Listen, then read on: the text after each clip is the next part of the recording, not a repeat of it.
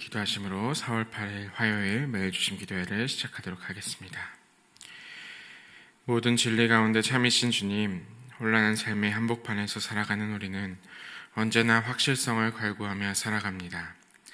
의심하지 않아도 되는 지식을 얻기를, 모호하지 않은 길을 찾기를, 기탄 없이 믿을 수 있는 누군가를 찾기를 바라며 때로는 진심으로 그런 것이 가능하다고 생각할 때가 있습니다. 그러나 그러한 추구는 절망적인 몸부림의 반영일 뿐 십자가에 오르시는 주님의 영광과는 무관합니다. 그러므로 이제는 어떤 확실함이 아니라 참된 기쁨을 위해 기도드립니다. 세상 속에서 많은 것이 뒤죽박죽한 혼란한 삶의 한복판에서 주님께서 열어주시는 길이 있음을, 주님께서 우리를 찾아내 주셔서 인도하심을 깨달아 기뻐할 수 있는 저희가 되게 하여 주시옵소서. 특별히 우리의 자녀들을 위해 기도합니다. 세상에는 정말 여러 가지의 방법들이 있습니다. 새로운 것들은 매번 나오고 있습니다. 필수적으로 넘어야 할 허들이 있습니다. 적절한 발달의 단계는 나눌 수 있지만 아이들과 청년들에게 요구하는 것이 이제는 어떤 의무 내지 책임으로 나타나 그들의 삶을 옥죄기도 합니다.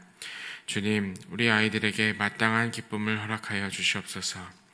혼란할수록 세상의 방법에 의지하기보다, 확실성을 갈구하기보다 우리를 찾으시는 하나님의 손길이 먼저 있다는 것을 우리 자녀들이 꼭 깨닫게 하여 주시옵소서. 그들을 그 누구보다 사랑하시는 아버지 하나님께서 계시다는 사실이 우리 자녀들에게 새겨져 어떤 상황과 절망에 있더라도 우리를 지키시는 하나님을 방패 삼아 살아갈 수 있는 우리 자녀들, 청년들이 되게 하여 주시옵소서. 주님, 이 시간 장례당한 가정을 위해 기도합니다. 아버님을 떠나보내고 11일 만에 다시 어머님을 보내는 그 가정을 기억하여 주셔서 주님의 다함없는 위로와 사랑이 그 가정 가운데 있게 하여 주시고 모든 장례 일정을 주관하여 주시옵소서. 이제 말씀 가운데 나아갑니다. 주님의 말씀이 우리를 살리시고 먹이시고 인도하여 주시옵소서. 감사드리며 예수 그리스도의 이름으로 기도합니다. 아멘. 오늘 우리가 함께 읽을 말씀은 누가복음 20장 19절에서 26절까지입니다. 20장 19절에서 26절까지의 말씀을 저와 여러분이 교독하시도록 하겠습니다. 서기관들과 대제사장들이 예수의 이 비유는 자기들을 가리켜 말씀하심인 줄 알고 즉시 잡고자 하되 백성을 두려워하더라. 이에 그들이 엿보다가 예수를 총독의 다스림과 권세 아래에 넘기려 하여 정탐들을 보내어 그들로 스스로 의인인 채 하며 예수의 말을 책잡게 하니 그들이 물어 이르되 선생님이여 우리가 아노니 당신은 바로 말씀하시고 가르치시며 사람을 외모로 취하지 아니하시고 오직 진리로서 하나님의 도를 가르치시니이다. 우리가 가이사에게 세를 바치는 것이 옳으니이까 옳지 않으니이까 하니 예수께서 그 관계를 아시고 이르시되 데나리온 하나를 내게 보이라. 누구의 형상과 글이 여기 있느냐 대답하되 가이사의 것이니이다.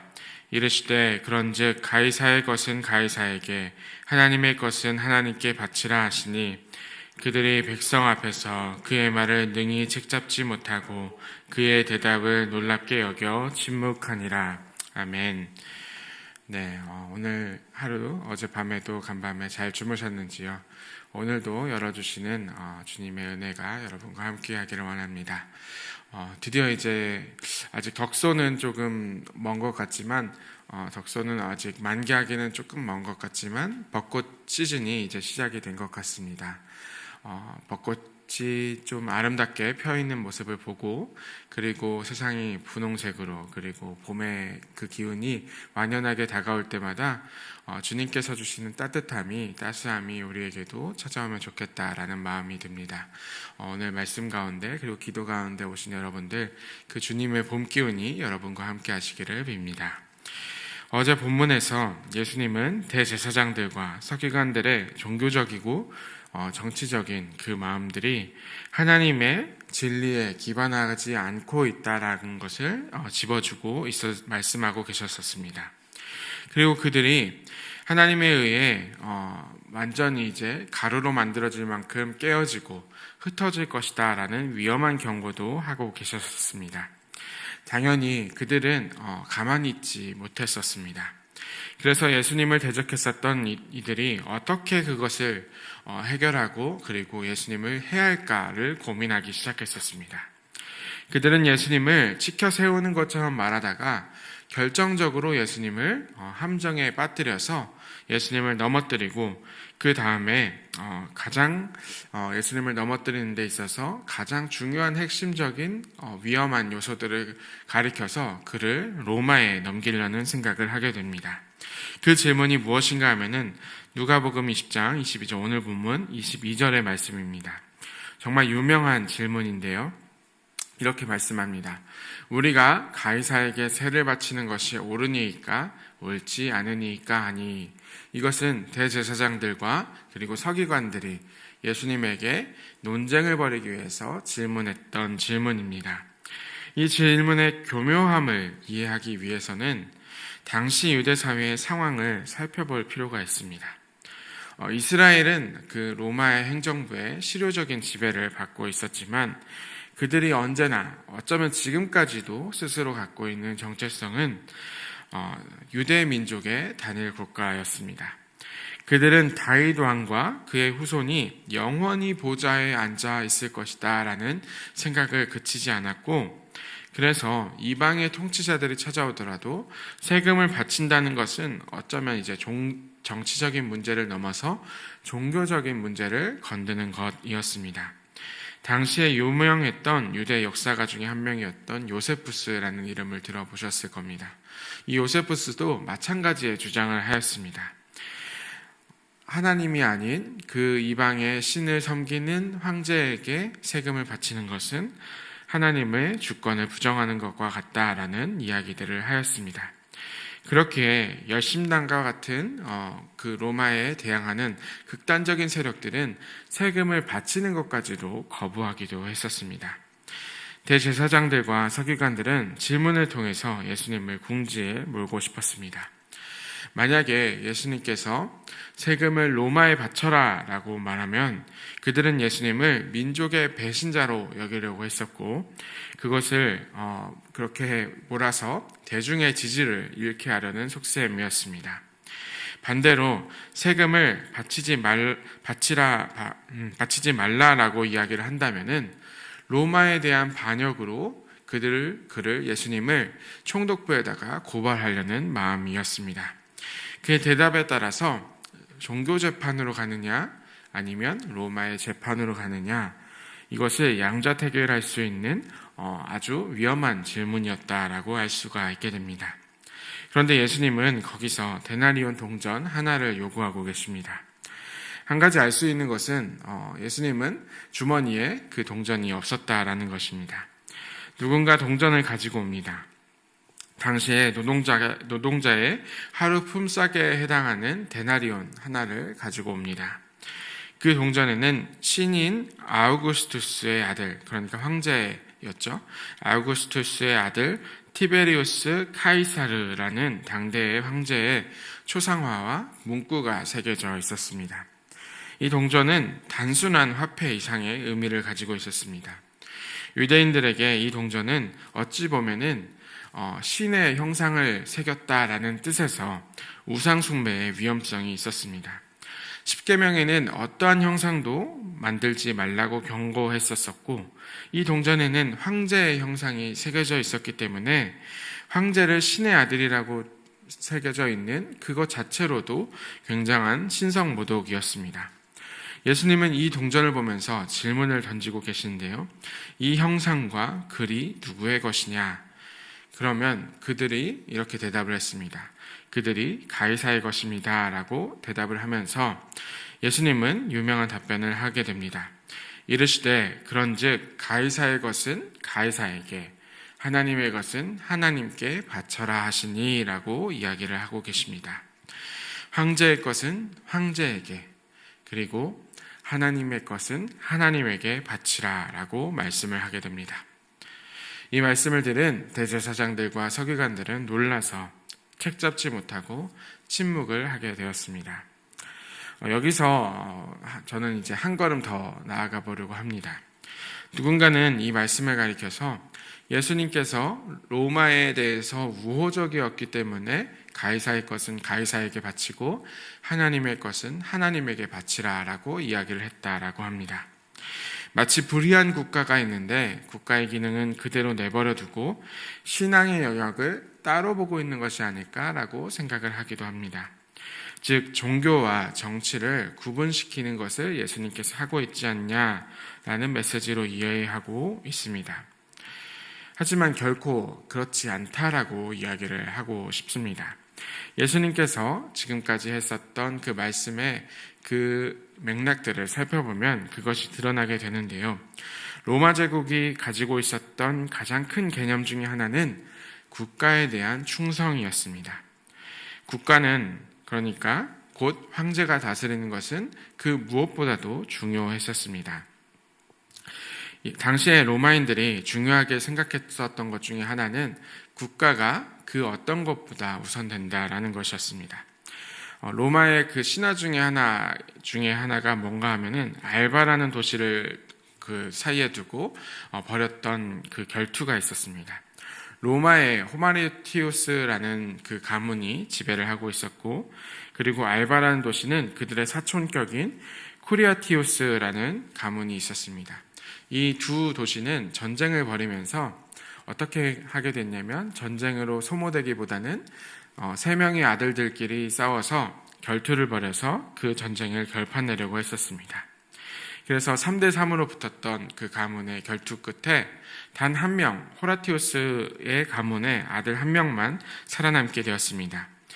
그리고 나머지 사람들은 죽게 되었습니다. 근데 이제 문제는 그 아들의 여동생들은 그 상대방 가문과의 약혼을 하고 있었고, 그리고 그 쿠라티우스의 아들들은 그리고 호라티우스의 가문의 여인들과 결혼을 한 상태였습니다. 그러니까 이들은 서로가 겹사돈인 상태였는데 단 한 명의 아들만 남았습니다. 하지만 그날 그 전쟁이 결투가 끝나고 난 뒤에 이 호라티우스의 그 남아있던 아들만 한 명만 돌아왔지만 그의 아버지는 죽은 두 아들과 3명의 조카들 그리고 그들 사이에 있었던 그 누이들의 죽음을 슬퍼하지 않고 오히려 나라가 승리했다라는 뜻에서 잔치를 열고 축하하는 잔치를 보여주었습니다. 이 전설은, 이 이야기는 로마가 어떠한 그 마음으로, 어떠한 생각으로 설립된 나라인지를 보여줍니다. 그들은 국가에 대한 충성에 사로잡혔고 한 명의 그 통치자에 의해서 그 통치자가 어떠한 상태에 있는지가 무엇보다도 중요했었던 나라입니다. 그러니까 로마라는 국가는 그 한 명의 국가와 그리고 황제에 충성하는 것에 굉장히 중요하게 생각했었던 그러한 국가였다라고 한다면 예수님의 그 가르침은 결정적으로 많은 것들이 달랐습니다. 예수님은 자신의 가르침을 통해서 가족들이나 국가나 어떠한 것들보다 자신을 따르는 것이 가장 중요하다라고 이야기를 하고 계셨었습니다. 이것을 가장 잘 드러내는 것이 사도행전 5장 29절에서 베드로와 사도들이 말하는 이야기를 통해서 엿볼 수 있는데요. 사도행전 5장 29절의 말씀입니다. 베드로와 사도들이 대답하여 이르되 사람보다 하나님께 순종하는 것이 마땅하니라.